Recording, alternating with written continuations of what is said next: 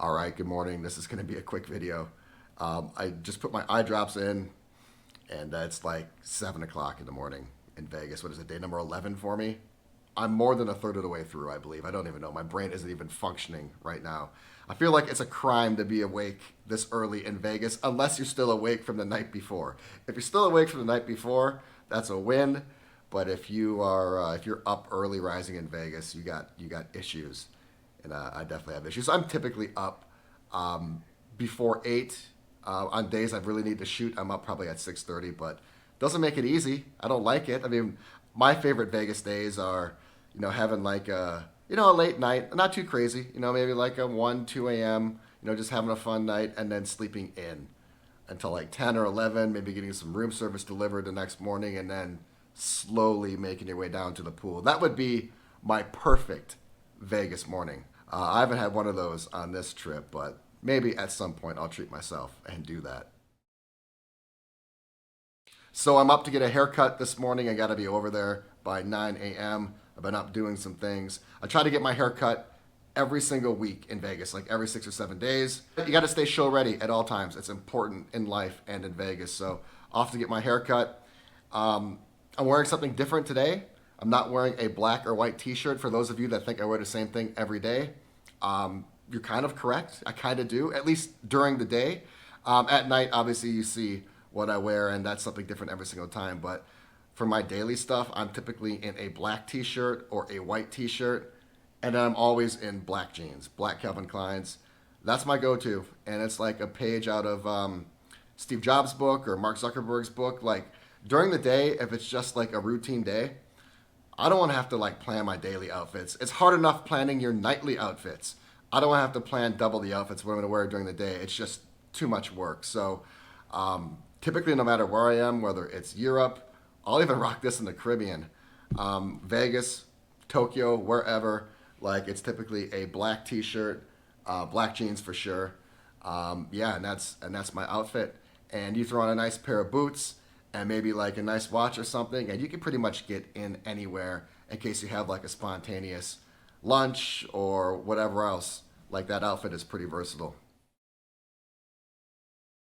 So while I'm up early, I might as well explain why when I'm shooting these properties, you sometimes don't see people in my videos, and that's because I'm up early, right? Like sometimes people comment like, oh, this place looks dead. First of all, like, that's your comment out of the entire video? That's what you took from it, that there weren't any people there? Do you really think there wasn't anyone at a popular Vegas hotel casino? Do you really think there isn't anybody at a Cancun all-inclusive? Trust me, these places are packed. But if you want to shoot the property, like if I want to show you the best images and the best video of the property, so I'm up early so they aren't obstructed. Like, go to a pool once and try to take an unobstructed view of the entire thing, let alone a 4 or 5 second video. It's impossible. Go to a hustling and bustling restaurant and try not to have someone walk in front of you every 2 or 3 seconds. Try it once. It's nearly impossible. So I try to do it for you. I try to get the cleanest shots, the most unobstructed shots. I want to get the best shots of the property. And because of that, I have to wake up really, really early, typically earlier than this, to get pictures of the lobby, the entryway, right? I mean, the lobby and the entryway are like the most difficult things to shoot because they're so hustling and bustling. So if you do want like an unobstructed view or a clean view of a lobby, of an entryway, of a restaurant, I got to get there like right away in the morning, or in terms of a restaurant, like right when it opens. So if you're wondering why you don't see anyone in my videos sometimes, trust me, there are people there. It's just the time of day that I'm filming, and I'm really doing it for you. All right, so this is the crux of my video. I've been at MGM for 2 days now. I'm halfway through my trip. And I think that MGM might be one of the most underrated hotels in Las Vegas. Now, I'm not calling it the best, and I'm certainly not calling it the most luxurious.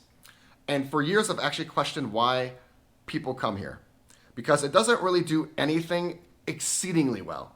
It does a lot of stuff good to great, but I mean, from my recollection, it really doesn't have the best pool. It has some decent restaurants, but by no way are they the best. It has a great large casino, but I don't think it's the best casino floor.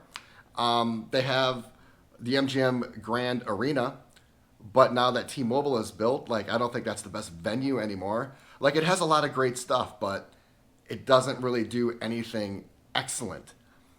But I was thinking about it, and I'm like, it might be the best all around hotel, and I'm only halfway through my stay here.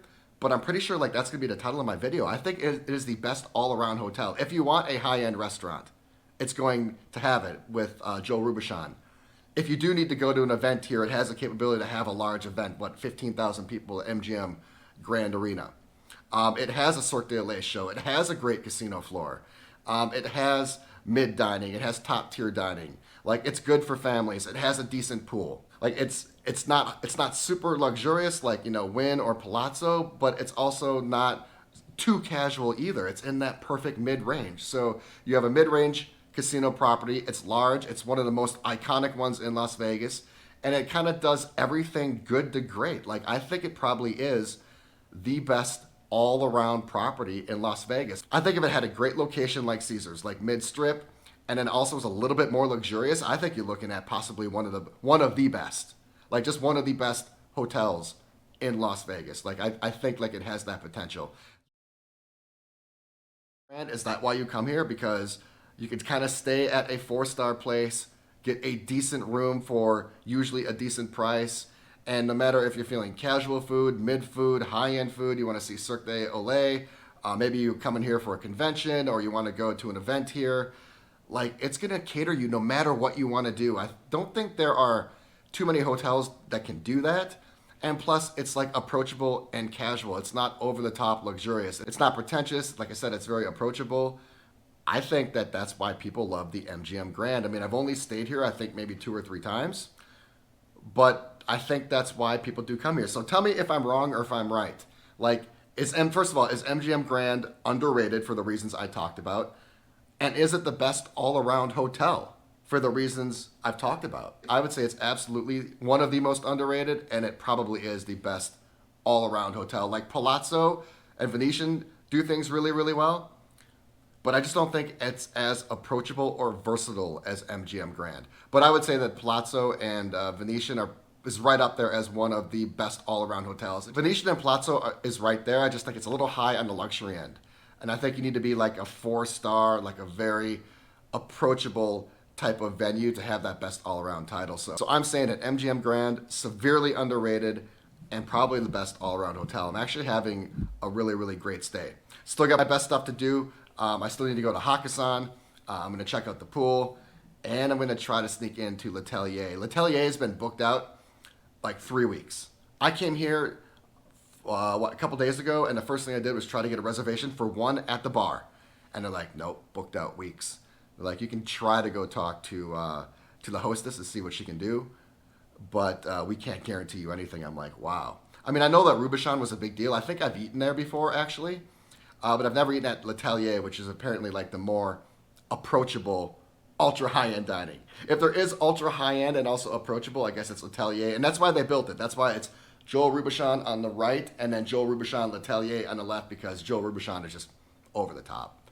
Like if you go in there to eat with someone and you walk out underneath $1,000, you did a great job. So anyway, I need to get off to my haircut. I just want to come on and get your thoughts about MGM Grand. I've never really paid much attention to it. That's weird because it's one of the most iconic hotels in Las Vegas. It's one of the largest hotels in the world. But I've just always kind of had my attention taken by other hotels. But now that I'm spending more time here, I think I'm understanding why people finally come to this hotel and really, really enjoy it.